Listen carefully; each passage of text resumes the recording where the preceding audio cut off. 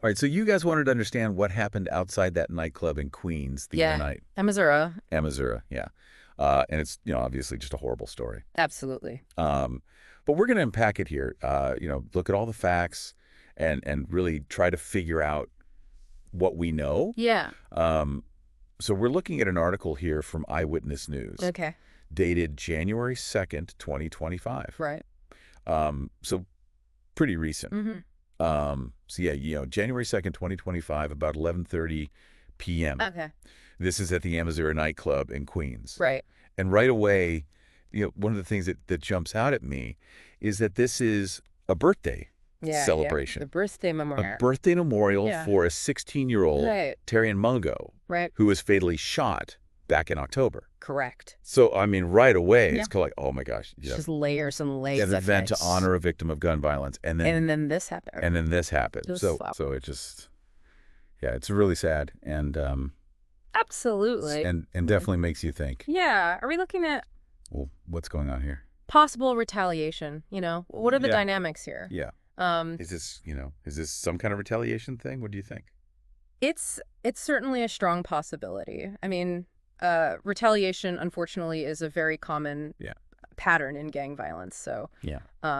it's too early to definitively say that Right. that is what's going on here, but it's very possible. And I think, we need to look at any relationships between the victims in both shootings. Yeah. Was there some sort of history of conflict? Yeah. Was this meant to send a message? Yeah. The article states that 3 or 4 men walked up, Right. fired over 30 shots into this crowd. Yeah, I mean that just I think that's the level of violence there and the fact that they were targeting this gathering, really suggests that there was a clear intent. This wasn't random. Yeah, and it says that 10 teenagers were injured. Right. 6 young women and 4 young men, Mm-hmm. all between 16 and 20 years old. Right. Now, thankfully, it seems like, none of the injuries are life-threatening. Good.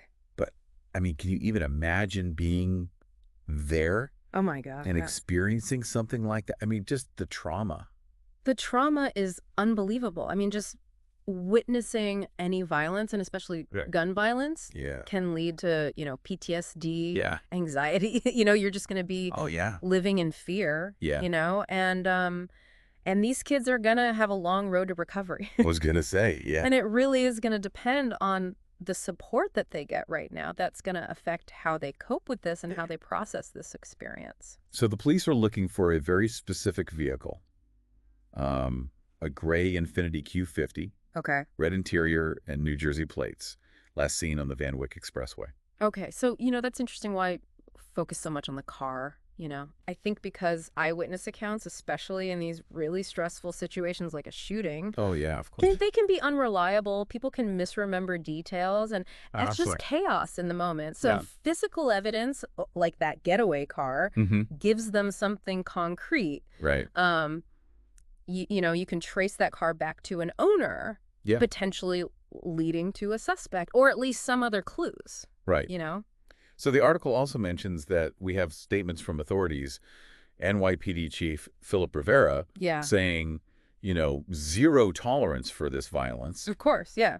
Mayor Adams also, echoing those sentiments, saying this kind of behavior has no place in our Right. city. I mean, it's understandable. I think those statements Right. reflect how outraged the public is. And, there's a lot of pressure on law enforcement to find these guys. But, I think it's important to remember that strong words Yeah. need to be backed up by effective action, So I think this incident really raises a bigger question. What's that? What concrete steps can we take to address the root causes of all this youth violence and gun crime? Right. And the nightclub also released a statement expressing their sadness, Mm-hmm.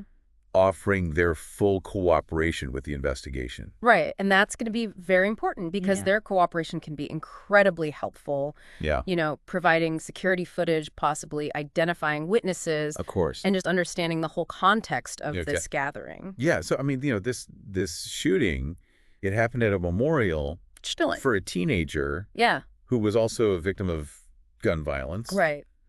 Does that tell us something about? I think so. I think it suggests a certain normalization of violence, Yeah.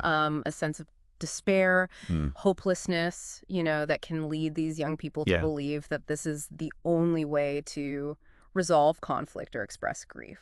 Right. Yeah. Breaking that cycle is a huge challenge. It's a huge challenge. It's going to require so many different approaches. Yeah, like what Well, we need to address poverty. We need to provide, opportunities? we need to offer mental health resources. Yeah. Build trust between communities and law enforcement. Yeah. But I think most importantly, we need to try to understand the individual stories, Yeah. the fears and motivations that lead to these awful events. That's a great point. Yeah. It's not simple. Yeah. Well, this has been incredibly insightful. Yeah. A Lot to think about. You've really helped us kind of unpack Sure. not only this tragic event, but Right. connected to this larger issue Yeah. of youth violence It's a big one. in our city. So Absolutely. as we learn more about this, and I think it's worth thinking about the solutions Yeah, I that think you've mentioned. I mean, what resonates most with you? And how can we as individuals and as a community work towards a future where these events, right. they become unthinkable? Yeah. So that's definitely something I'm going to be thinking about Yeah, me in too. days to come. A lot to unpack. Yeah, absolutely. All right, thanks. Thank you.